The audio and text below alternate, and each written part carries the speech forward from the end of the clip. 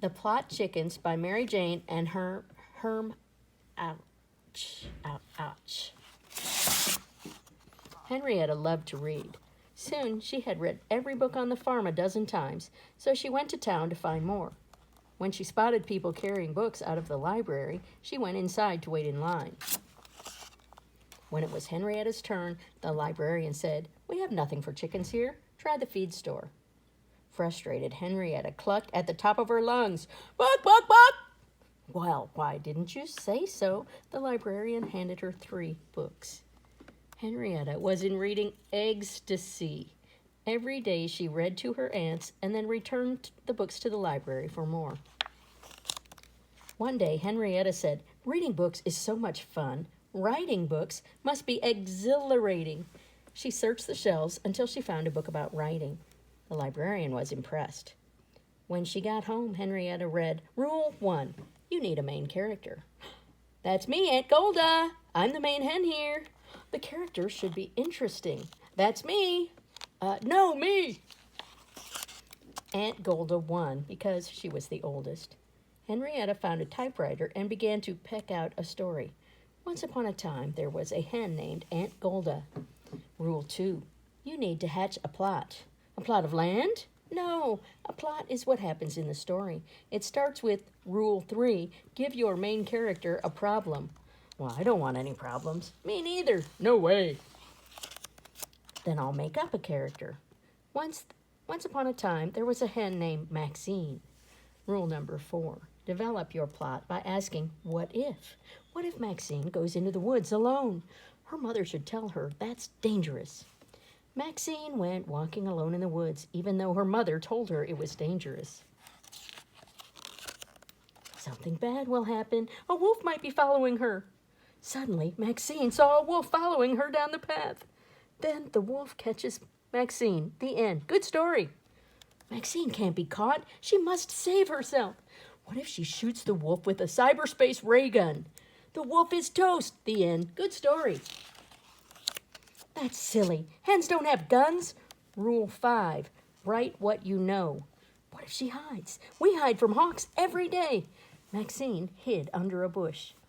Then the wolf gets bored and leaves. The end. Good story. He can't leave yet. Rule 6, build suspense. Build a fence? Suspense, to make the reader worry. The wolf sniffled, "I smell a delicious young hen nearby." He started creeping towards Maxine's hiding place. Then he eats her. The end. Good story. Not yet. Rule 7, make your story come alive by using all 5 senses. Maxine heard the wolf growl. As he came closer, she saw his sharp teeth and smelled his wolfy body odor. When he was nearer still, she felt the heat of his icky breath. And when he stuck his head through the leaves, Maxine tasted the bile rising from her gizzard. Then Maxine dies of fright. The end. Good story. That's not the end. Endings are the hardest part. Maxine's mother swoops in to save her at the nick of time. No. Rule 8, the main character must solve his or her own problems. Maxine gathered her courage. Then she plunged her sharp beak into the tip of the wolf's tender nose. The wolf howled in pain and ran off, never to be seen again. The end. Good story. It's not a good story. It's a great story. Now I'll revise it until it's perfect and then send it to a publisher. Dear publisher, I am sending you The Perils of Maxine, a book about a chicken. I am well qualified to write this story because I am a chicken. I know how a chicken thinks and feels and what a chicken likes to read. Excitedly yours, Henrietta. Many, many, many months later, the publisher sent a rejection letter. Mrs. Henrietta, Brewster Farms, Niceville, USA. Dear Miss Henrietta, we do not publish books written by chickens.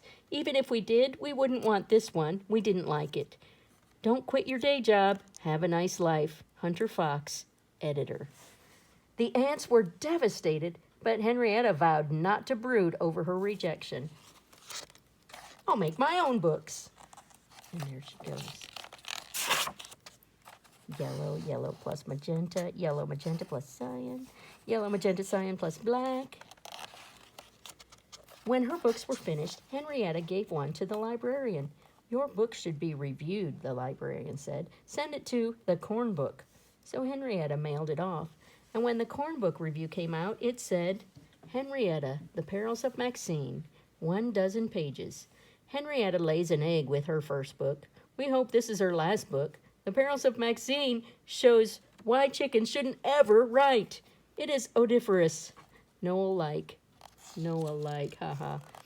Odiferous means it stinks. End of story. "I'm going to keep writing," Henrietta said, but her feelings were hurt, and a little voice inside her kept saying, "Chickens shouldn't ever write." Henrietta's heart wasn't into writing anymore. She even stopped going to the library. But her aunts missed hearing Henrietta read, so they bugged her, and she went to get some books, and Henrietta was embarrassed. Had the librarian seen that awful review? And their Story Hour. The Perils of Maxine by Henrietta, voted Best Book of the Year by our Story Hour children. The children love your book. Will you read it to them? When Henrietta went into the story room, the children cheered. She read with dramatic expression, and of course all the children heard was "Bok, bok, bok, bok." But it didn't matter. They knew the story by heart. The Perils of Maxine. Once upon a time, there was a hen named Maxine. Maxine went walking alone in the woods, even though her mother told her it was dangerous. Suddenly, Maxine saw a wolf following her down the path. Maxine hid under a bush. The wolf sniffed. "I smell a delicious young hen nearby." He started creeping toward Maxine's hiding place. Maxine heard the wolf growl. As he came closer, she saw his sharp teeth and smelled his wolfy body odor. When he was nearer still, she felt the heat of his icky breath, and when he stuck his head through the leaves, Maxine tasted the bile rising from her gizzard. Maxine gathered her courage, and then she plunged her sharp beak into the tip of the wolf's tender nose. The wolf howled in pain and ran off, never to be seen again. The end.